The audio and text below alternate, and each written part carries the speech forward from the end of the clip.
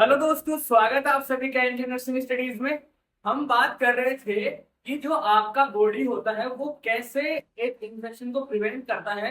कि जब भी कोई पैथोजन आपकी बॉडी के अंदर एंटर कर रहा है तो हमारी बॉडी के अंदर, आपकी बॉडी के अंदर से कौन कौन सी रिएक्शंस होती है, कौन कौन से ऐसे मेथड है जिसके थ्रू जो डिफेंस सिस्टम है उसको बनाया जाता है। फर्स्ट अपन ने देखा था फिजिकल बैरियर के बारे में कि जो आपका बॉडी है उसके अंदर से कौन कौन से फिजिकल बैरियर्स है जो कि आपकी हेल्प करते हैं, एक बैरियर बनाते हैं ताकि जो भी पैथोजन है वो आपकी बॉडी के अंदर एंटर ही ना कर सके। ठीक है, जिसके अंदर अपन ने देखा था जैसे आपकी स्किन हो गई, आपका म्यूकस मेम्ब्रेन हो गया और आपके बॉडी के सिक्रेशंस हो गए। ये सब कुछ क्या करते हैं, फिजिकल बैरियर बनाते हैं जो कि आपकी हेल्प करते हैं। इसके बाद अपन ने बात की थी ब्लड के बारे में। ब्लड आपका बॉडी के अंदर कैसे डिफेंस सिस्टम को मेंटेन करता है। फिर अपन ने देखा था कि जो फीवर है, जो बड़ा बहुत टेम्परेचर है बॉडी का, वो भी कैसा एक पैथोजन को किल करने में, उसको मारने में और अपनी बॉडी के इम्यून सिस्टम को मेंटेन करने के लिए रिस्पॉन्सिबल होता है। जो आपकी बॉडी के अंदर फीवर होता है उसके बारे में अपन ने लास्ट क्लास में बात करी थी। आज अपन बात करते हैं कि जो एक इन्फॉर्मेशन प्रोसेस है वो कैसे डिफेंस मैकेनिज्म बनाता है, कैसे आपकी बॉडी को प्रिवेंट करता है जो डिफरेंट पैथोजन्स है उनसे। चलिए शुरू करते हैं आज का topic inflammation. Inflammation any injury including an invasion by micro organism. इसका मतलब ये है कि कोई भी ऐसी इंजरी जिसके थ्रू हमारा जो माइक्रो ऑर्गेनिज्म है वो हमारी बॉडी के अंदर एंटर करता है and cause inflammation in affected area. और जो इन्फ्लेमेशन है वो उस एरिया के अंदर कोज हो जाता है। कोई भी माइक्रो ऑर्गेनिज्म है, कोई पैथोजन है, वो हमारी बॉडी के अंदर कोई भी इंजरी के थ्रू क्या करा, एंटर करा और एंटर करने के बाद में उसने क्या करा, वहां पे इन्फ्लेमेशन को कोज कर दिया। ठीक है, नेक्स्ट अपन बात करें inflammation is a complex reaction result from many different condition. तो जो इन्फ्लेमेशन है वो एक कॉम्प्लेक्स रिएक्शन है जिसके अंदर बहुत सारी जो डिफरेंट टाइप्स ऑफ कंडीशंस हैं उनको इंक्लूड किया जाता है। इसके अंदर नेक्स्ट बात करें the damaged tissue release substances that cause inflammation and that direct the immune system to do following। इसका मतलब ये है कि जो भी आपकी बॉडी के अंदर जहाँ पे इन्फ्लेमेशन हुआ है वहां का जो टिश्यू है वो ऐसे सब्सटेंसेस रिलीज करता है, ऐसे केमिकल्स रिलीज करता है जिससे क्या होता है कि जो इन्फ्लेमेशन है उसके सिम्टम्स आते हैं। उससे क्या पता लगता है कि इस बॉडी के अंदर इस ऑर्गन में ये इन्फ्लेमेशन हुआ है और उसके बाद वो जो केमिकल्स है, जो सब्सटेंस है वो हमारे इम्यून सिस्टम तक पहुंचते हैं और इम्यून सिस्टम में पहुंचने के बाद में तो कौन कौन से स्टेप्स है जो वहाँ पे इम्यून सिस्टम फॉलो करता है तो उसके बारे में बात करें तो फर्स्ट होता है वॉल ऑफ द एरिया। जैसे कोई भी इन्फ्लाम एरिया है उसके चारों तरफ एक क्या होगी, एक बाउंड्री बना दी जाएगी। इन्फ्लामेशन के जो भी इन्फ्लाम एरिया है उसके चारों तरफ एक बाउंड्री बना दी जाएगी जिससे कि जो इन्फ्लामेशन है वो चारों तरफ स्प्रेड ना हो सके। ठीक है, ये काम किसने किया, ये हमारे इम्यून सिस्टम ने किया।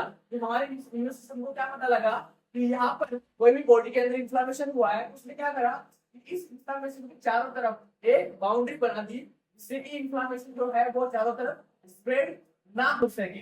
नेक्स्ट क्या होता है इसमें, attack and kill any inventor. फिर ये जो बाउंड्री बनाने के बाद में क्या होगा कि हमारा इम्यून सिस्टम है, मैंने आपको पिछली क्लास में बताया था कि जो हमारा इम्यून सिस्टम वो मेजर किससे बना होता है, जो अपने डब्ल्यूबीसी है, व्हाइट ब्लड सेल्स है, वो हमारे इम्यून सिस्टम को मेंटेन करके रखती है, इम्यून सिस्टम को बनाती है। अगर कोई पैथोजन हमारी बॉडी के अंदर एंटर कर रहा है तो उस पैथोजन को मारने का, उस पैथोजन को किल करने का काम, डिस्ट्रॉय करने का काम किनका होता है, जो हमारे डब्ल्यूबीसी है उनका होता है। तो जैसे डब्ल्यूबीसी ने क्या करी, यहाँ पे एक बाउंड्री बना दी। उसके बाद क्या होगा, अगर यहाँ पे कोई पैथोजन प्रेजेंट है तो ये डब्ल्यूबीसी इसके ऊपर अटैक करके इसको क्या करेगी, इसको डिस्ट्रॉय करने का काम करेगी।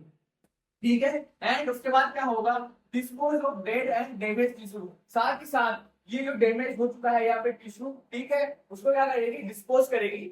और नेक्स्ट काम क्या करेगी, begin the process of repair. उसके बाद क्या होगा, जैसे ये डिस्पोज हो जाएगा, ये जो एरिया इन्फ्लाम्ड हुआ था तो क्या करा, यहाँ पे बाउंड्री बनाई गई। उसके बाद जो पैथोजन था उसको डिस्ट्रॉय किया गया। इसके बाद जो भी डैमेज हुआ यहाँ पे, डैमेज डेड टिश्यूज थे उनको रिपेयर, उनको क्या करा गया, डिस्पोज करा गया। और फाइनली इस एरिया की क्या करी जाएगी, रिपेयरिंग की जाएगी। किसके थ्रू, हमारे इम्यून सिस्टम के थ्रू। ठीक है, नेक्स्ट अपन बात करें हाउ एवर इन्फ्लेमेशन में not be able to overcome large number of micro organism. अब इसका मतलब ये है कि ऐसा नहीं होता कि जो भी माइक्रो ऑर्गेनिज्म है अगर वो लार्ज संख्या में है, ठीक है, अगर लार्ज नंबर में है तो हमारा इम्यून सिस्टम वहां पे वीक हो जाता है उसको डिस्ट्रॉय करने में। ठीक है। तो अगर कोई माइक्रो ऑर्गेनिज्म लार्ज नंबर में है तो हो सकता है कि उसका जो इंफॉर्मेशन है वो ज्यादा हो जाएगा, पूरी बॉडी के अंदर स्प्रेड हो जाए, क्योंकि हमारा जो इम्यून सिस्टम है वो उसको ओवरकम नहीं कर पाएगा, उसको रोक नहीं पाएगा। During the inflammation the blood supply increase. Inflammation के टाइम पे क्या होता है, जो भी अफेक्टेड एरिया है इसकी ब्लड सप्लाई इंक्रीज हो जाती है। क्यों? क्योंकि अगर यहाँ की ब्लड सप्लाई इंक्रीज होगी तो ज्यादा से ज्यादा यहाँ पे क्या आ पाएंगे, क्योंकि आपकी डब्ल्यूबीसी इम्यून सिस्टम की जो रेस्पॉन्सेज है वो ब्लड के थ्रू वो यहाँ पे आ पाएंगी और अपना जो काम है वो इफेक्टिव तरीके से कर पाएगी। तो क्या होता है, इंफ्लेमेशन के टाइम पे जो ब्लड सप्लाई है अफेक्टेड एरिया की वो बढ़ा दी जाती है। उसके बाद क्या होता है, an affected area near the surface of body becomes red and warm. आप ये मान सकते हो कि जो अपन देख रहे हैं ये एक इंफ्लेमेशन के कैरेक्टरिस्टिक्स है। कैसे कि जो भी इंफ्लेम एरिया है इसकी ब्लड सप्लाई बढ़ा दी जाएगी, तो वो क्या होगा, एरिया ब्लड सप्लाई अगर बढ़ जाती है किसी एरिया की, और अगर वो एरिया आपकी बॉडी सरफेस के पास में है, जैसे स्किन के ऊपर है, अगर यहाँ पे कोई इंफ्लेमेशन हो रहा है तो वहां पे क्या होगा कि हमारी बॉडी क्या करेगी, इस एरिया की ब्लड सप्लाई बढ़ा देगी। और ब्लड सप्लाई बढ़ने के बाद में क्या होगा, ये जो एरिया है ये कैसा हो जाएगा, रेड हो जाएगा, साथ ही साथ वार्म हो जाएगा। ठीक है, तो क्या होगा, ब्लड सप्लाई बढ़ने के बाद में ये एरिया रेड हो जाएगा और वार्म हो जाएगा। और उसके बाद क्या होगा, the walls of blood vessels become more close, allowing fluid and white blood cell pass into affected area। तो इसके बाद क्या होगा कि जो भी व्हाइट ब्लड सेल जो अपनी ब्लड वेसल्स है वो पोरस हो जाएगी।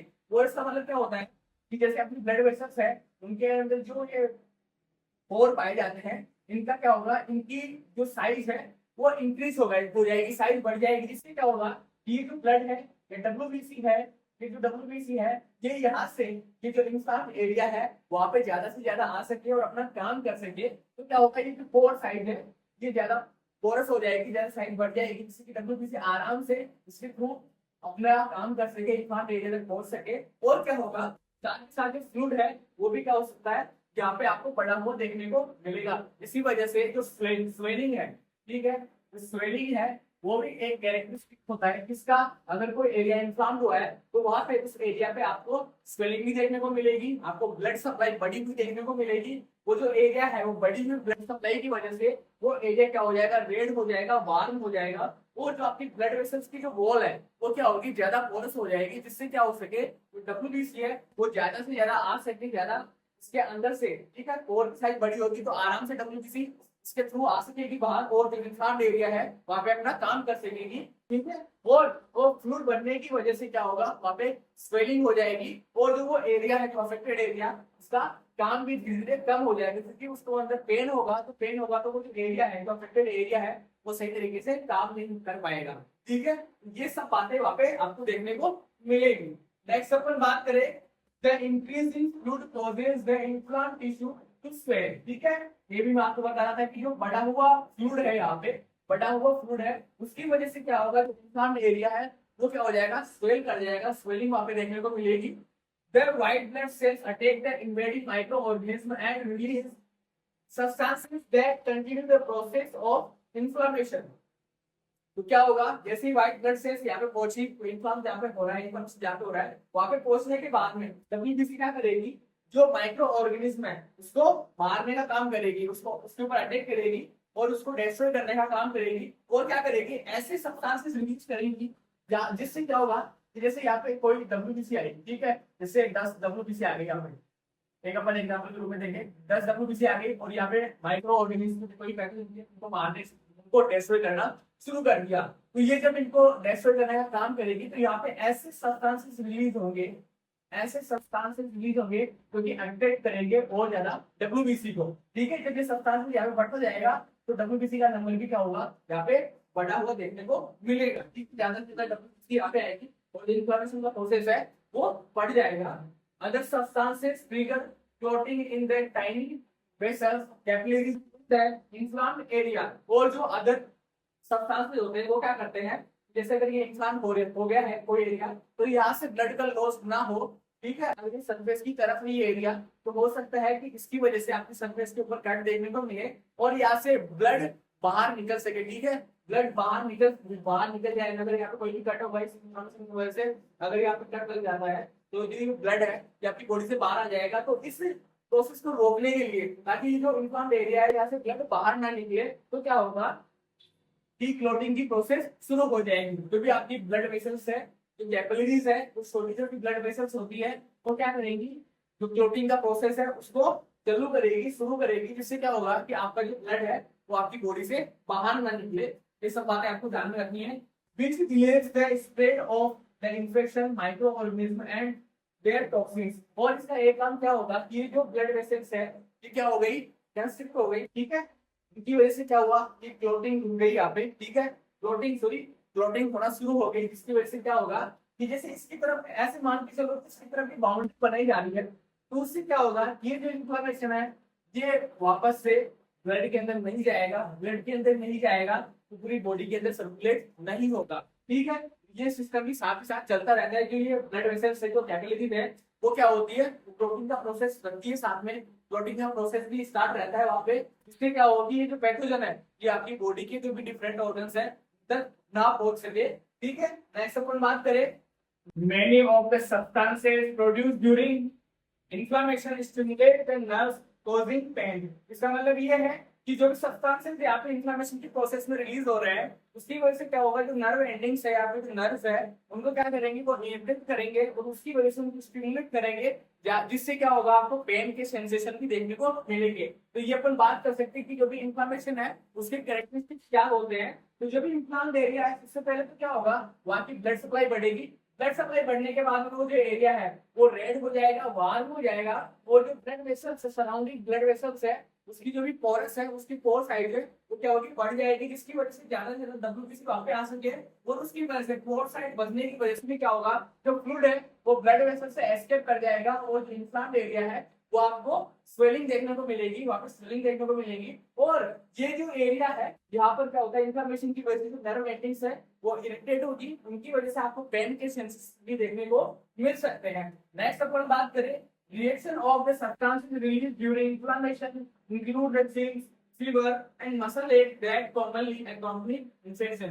और साथ ही साथ ये जो इस रिएक्शन की वजह से ये जो WBC यहाँ पे आके इस पैथोजन को अटैक कर रही है, इस रिएक्शन की वजह से क्या होगा, कुछ ऐसे सब्सटेंसेस रिलीज होते हैं जिनकी वजह से सारा प्रोसेस हो रहा है। तो इसकी वजह से क्या होगा कि आपकी बॉडी के अंदर इंफ्लेमेशन की वजह से चिल्स देखने को मिल सकती है, उसको सर्दी लगेगी, साथ ही साथ आपको फीवर देखने को मिल सकता है, ठीक है। एंड मसल एक जो एरिया है उसकी जो मसल्स है वहां पे आपको पेन भी देखने को मिल सकता है। ये सब कुछ वहां पे किसके साथ हो सकता है, इन्फेक्शन के साथ में भी हो सकता है। ये सब कुछ आपको बताएगा कि इस एरिया के अंदर इन्फेक्शन हुआ है, इन्फ्लेमेशन हुआ है, इन्फेक्शन की वजह से ये जो एरिया है वो इंसान हो गया है, जिसकी वजह से ये सारी जो कैरेक्टरिस्टिक्स है इस एरिया के अंदर आपको देखने को मिलेंगे। क्या होगा, जब वो माइक्रो ऑर्गेनिज्म एंटर करेगा आपकी बॉडी के अंदर तो क्या होगा, फर्स्ट ऑफ ऑल वो जो एरिया है उसकी चारों तरफ दीवार बना दी जाएगी, बाउंड्री बना दी जाएगी, जिससे कि वो माइक्रो ऑर्गेनिज्म तरफ स्प्रेड ना हो। साथ ही साथ उसके बाद क्या होगा, WBC यहाँ पे आएगी और उस पैथोजन को किल करेगी, एंड उसके बाद में जो भी डैमेज टिश्यू है, जो पैथोजन्स है उनको डिस्पोज किया जाएगा और उसके बाद में एंटी रिपेयरिंग प्रोसेस शुरू की जाएगी। तो ये होता है इन्फ्लेमेशन का प्रोसेस कि कैसे हमारी बॉडी के अंदर पैथोजन ने एंटर करा, एंटर करने के बाद में हमारी बॉडी ने उसके लिए रेस्पॉन्स दिया, जिससे क्या हुआ कि जो इन्फ्लेमेशन हमारी बॉडी के अंदर हो रहा था तो हमारी बॉडी ने क्या करा, सिस्टम ने उसको एक्टिव करा, एक्टिव करने के बाद में जो WBC थी वो वहां पे पहुंची, वो जो भी पैथोजन था हमारी बॉडी के अंदर इन्फ्लेमेशन कॉज कर रहा था उसको डिस्ट्रॉय किया। नेक्स्ट अपन बात करें एंजाइम्स के बारे में, तो it is a protein that help speed up a chemical reaction in the body. तो हमारी बॉडी के अंदर जो भी एंजाइम्स होते हैं वो भी हमारे बॉडी के अंदर डिफेंस सिस्टम को बनाने के लिए रेस्पॉन्सिबल होते हैं। एंजाइम्स क्या होता है, एक प्रोटीन सब्सटेंस होता है जो कि किसी भी रिएक्शन को, जैसे यही देख लो इंफॉर्मेशन हो रहा है और यहाँ पे ये जो प्रोसेस हो रहा है, जो WBC है वो किसी पैथोजन को डिस्ट्रॉय कर रही है, तो इस टाइम पे अगर कोई एंजाइम काम करता है तो ये जो प्रोसेस है ये स्पीड अप हो जाएगा। तो एंजाइम का काम क्या होता है, अगर कोई भी रिएक्शन हो रही है तो उस रिएक्शन को स्पीड अप करना, उस रिएक्शन के टाइम को क्या करना, कम करना, कि वो जो रिएक्शन है वो जल्दी से कंप्लीट हो जाए। तो हमारी बॉडी के अंदर एंजाइम्स का एक बहुत बड़ा रोल होता है, जिससे कि हमारी बॉडी के डिफेंस सिस्टम को मेंटेन किया जा सके और हमारा बॉडी है उसको किसी भी पैथोजन से या कोई माइक्रो ऑर्गेनिज्म है जो फॉरेन पार्टिकल है उससे बचाया जा सके, ठीक है। तो ये अपन पढ़ रहे हैं इसके बारे में, हमारी बॉडी के अंदर जो भी कोई भी इंफेक्शन होता है उसको हमारी बॉडी कैसे किस डिफेंस के थ्रू प्रिवेंट करती है, कौन सा ऐसे डिफेंस सिस्टम है, कौन कौन से ऐसे जो पार्ट्स है बॉडी के वो रिस्पॉन्सिबल होते हैं ताकि हमारी बॉडी के ऑर्गन्स को या हमारी बॉडी सिस्टम को बचाया जा सके, किसी भी इंफेक्शन से प्रिवेंट किया जा सके। ठीक है, आई होप आप लोगों को ये क्लास समझ में आई होगी। मिलते हैं नेक्स्ट क्लास में एक नए टॉपिक के साथ। Thank you so much.